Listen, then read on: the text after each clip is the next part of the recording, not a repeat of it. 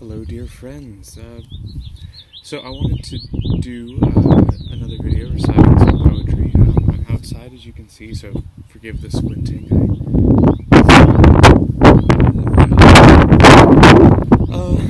So today I wanted to recite a few of my own poems. These are poems that I've put on the blog.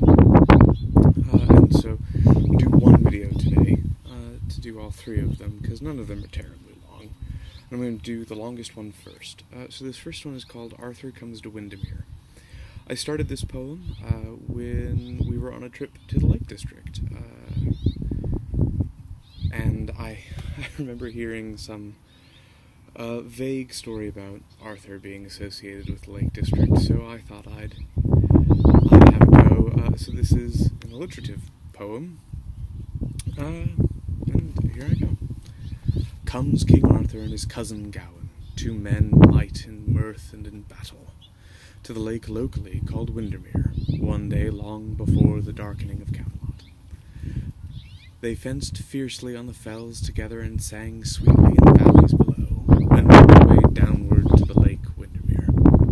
A beautiful woman, brightly adorned, came begging. "Good lords," said the lass, "please come save us."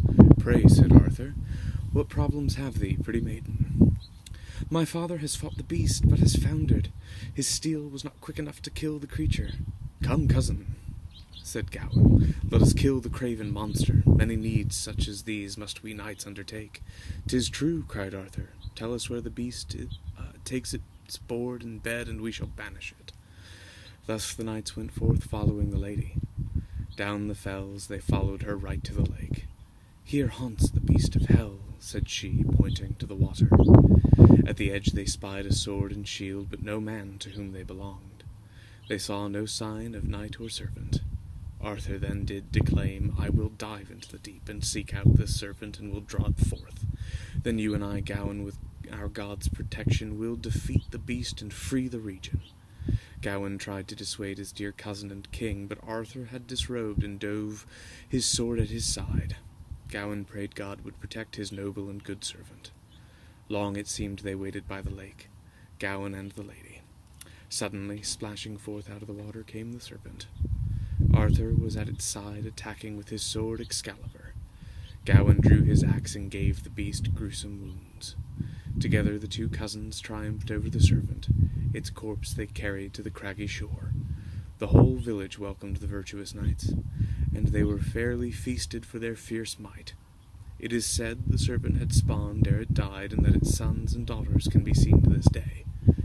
With Arthur, Gawain, and their ilk gone, who will discover and defeat them for us? None can say.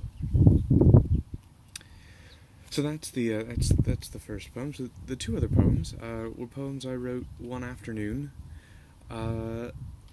sitting in our back garden, back in the UK when we lived in Nottingham.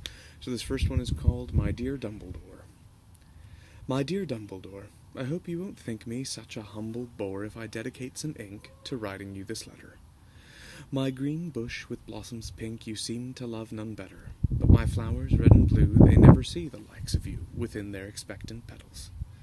What have they said or done that you treat them like common nettles? I am sure they meant not fun.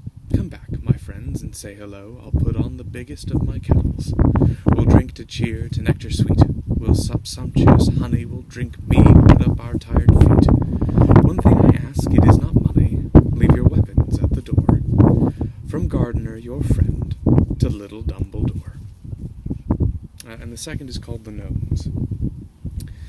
Of all the creatures on God's green earth, none is wiser nor longer living than the gnome. They write no books, nor build things of worth. Caves built by others serve for their home. And yet their knowledge goes back to the beginning, before the human race began its tradition of sinning. For what immediate end God made them, none can be sure. Perhaps they do not know.